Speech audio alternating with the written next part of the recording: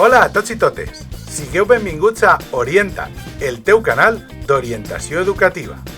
Jo sóc Luis Fallos, orientador educatiu a la Comunitat Valenciana. Comencem!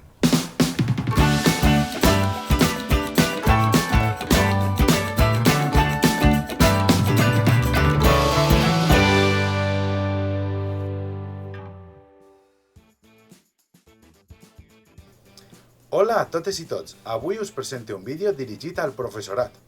Aquest vídeo que hi esteu veient forma part d'un conjunt que us deixa en una mateixa llista de reproducció i que, a més, estan relacionats entre si.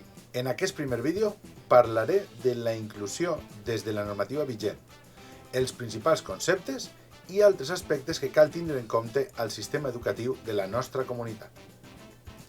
I la millor forma de fer-ho és començant pel principi, contextualitzant d'on venim i cap a on anem, de l'exclusió fins a la inclusió.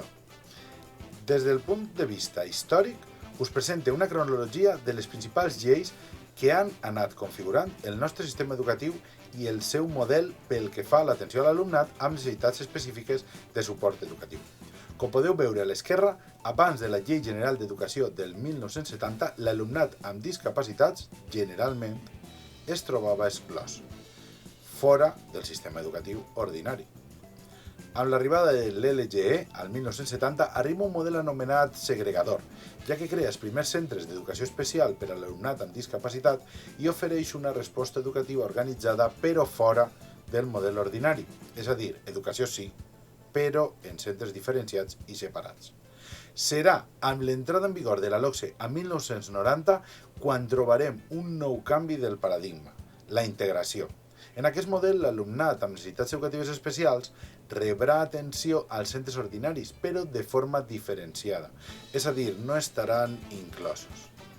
Amb l'entrada en vigor de la LOE i les modificacions que farà la LOMCE, torna a canviar el paradigma cap al model inclusiu, on la voluntat passa per incloure l'alumnat a l'aula ordinària fomentant que tot l'alumnat hi participi a aquesta en les mateixes condicions que la resta, però amb les adequacions personalitzades que s'hi puguen requerir. Malgrat això, no hem d'oblidar que l'alumnat que necessita una resposta educativa molt especialitzada per la seva discapacitat o manca d'autonomia continuarà assistint a centres específics d'educació especial. Continuant amb la qüestió normativa, fem un repàs ràpid de la llei que hi tenim en vigor a la nostra comunitat i que enmarca el nostre sistema educatiu. Tot i que ja les he esmentat ací, us presento les dues lleis educatives que avui defineixen el nostre sistema educatiu, tot que en breu sembla que tindrem una nova, la LOMLOE. Ací podeu veure, a més, el Reial Decret Legislatiu 1/2013, on es refon el text de la Llei General de les Persones amb Discapacitat i fixeu-se'n bé la seva inclusió social. I precisament, parlant de la LOMCE, vull destacar un dels seus principis, com és el de l'equitat en educació.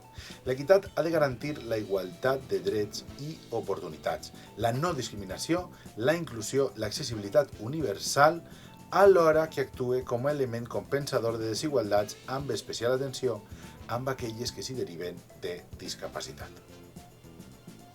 Continuant amb aquesta aproximació terminològica, cal esmentar i aclarir què és l'alumnat amb necessitats específiques de suport educatiu. La LOMCE, al seu títol segon, article 14, estableix que l'alumnat amb NESE és aquell que necessita una atenció educativa diferent a l'ordinària per necessitats educatives especials derivades de discapacitat, o bé alumnat amb trastorn de l'atenció amb o sense hiperactivitat, altes capacitats intel·lectuals, incorporació tardana al sistema educatiu, etc.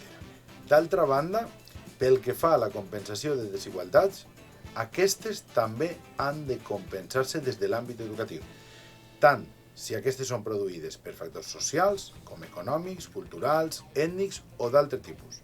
A més, no podem oblidar que l'atenció a l'alumnat amb NESE s'ha de regir pels principis de normalització i d'inclusió, dels que parlarem més endavant. Però abans de l'aproximació terminològica, he de repassar la normativa d'àmbit autonòmic que ens ha dut fins ací i que justifica l'elaboració d'aquest vídeo. En primer lloc, el decret 104/2018, on es desenvolupen els principis d'equitat i d'inclusió, i, en segon lloc, l'Ordre 20-2019 i la resolució de 24 de juliol de 2019 que desenvolupen l'anterior decret i organitzen la resposta educativa per a la inclusió i els seus procediments. I com sempre us dic, us deixo els enllaços a la descripció del vídeo on podeu descarregar tota la normativa que us presento. I ara fem una xicoteta conceptualització. El primer dels conceptes que cal esmentar és el d'equitat. Com cita l'UNESCO al respecte, l'equitat implica educar d'acord a les diferències sense que aquestes suposen cap impediment a l'aprenentatge. El següent concepte que hem d'abordar és el d'inclusió. I per aquest, més enllà de definicions, he tractat de simplificar-ho des d'un punt de vista pràctic, en el que inclusió són totes aquelles actuacions que s'hi duen a terme en l'aula i han d'incloure a tot l'alumnat, atès que la inclusió és un dret. L'últim principi que vull aclarir és el de normalització, atès que resulta essencial comprendre que l'aprenentatge s'ha de basar en els recursos i activitats de l'aula i, si no són suficients, adaptar-los o, encara millor, dissenyar d'altres que siguin comuns per a tots.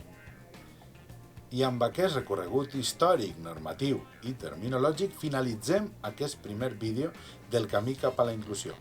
Us espere als pròxims vídeos si voleu acompanyar-me amb els nivells de resposta per a la inclusió, les mesures de resposta, les barreres per a l'aprenentatge i els procediments per a la implementació de mesures en Ítaca 3 i el procés d'avaluació sociopsicopedagògica.